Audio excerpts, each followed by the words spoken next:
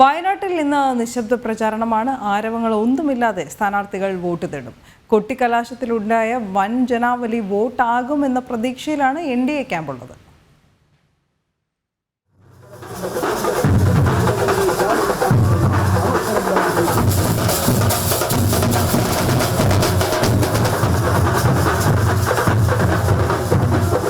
അലങ്കരിച്ച വാഹനത്തിൽ ബത്തേരിയുടെ തെരുവീതികളിലെത്തിയ വയനാട് മണ്ഡലം NDA സ്ഥാനാർത്ഥി നവ്യ ഹരിദാസിന് ഉജ്ജ്വല സ്വീകരണമാണ് വയനാടൻ ജനത നൽകിയത്.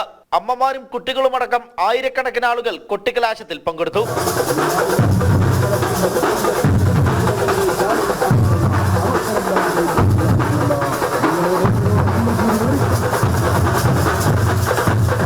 പ്ലക്കാർഡുകൾ ഉയർത്തി മുദ്രാവാക്യം വിളിച്ചും ബലൂണുകൾ ഉയരെ പറത്തിയും വോട്ടർമാർ തങ്ങളുടെ സ്നേഹം നവ്യ ഹരിദാസിനെ അറിയിച്ചു.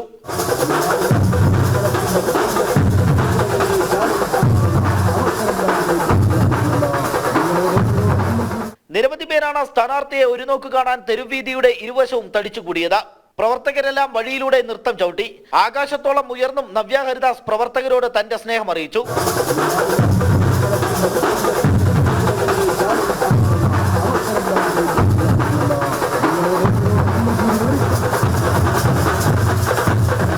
തുടർന്ന് പ്രവർത്തകരോടൊപ്പം നവ്യ ഹരിദാസ് ചുവടുവെച്ചു. ഓരോ പ്രവർത്തകരുടെ അടുത്തെത്തി നവ്യ ഹരിദാസ് തന്റെ സ്നേഹം പങ്കുവച്ചു.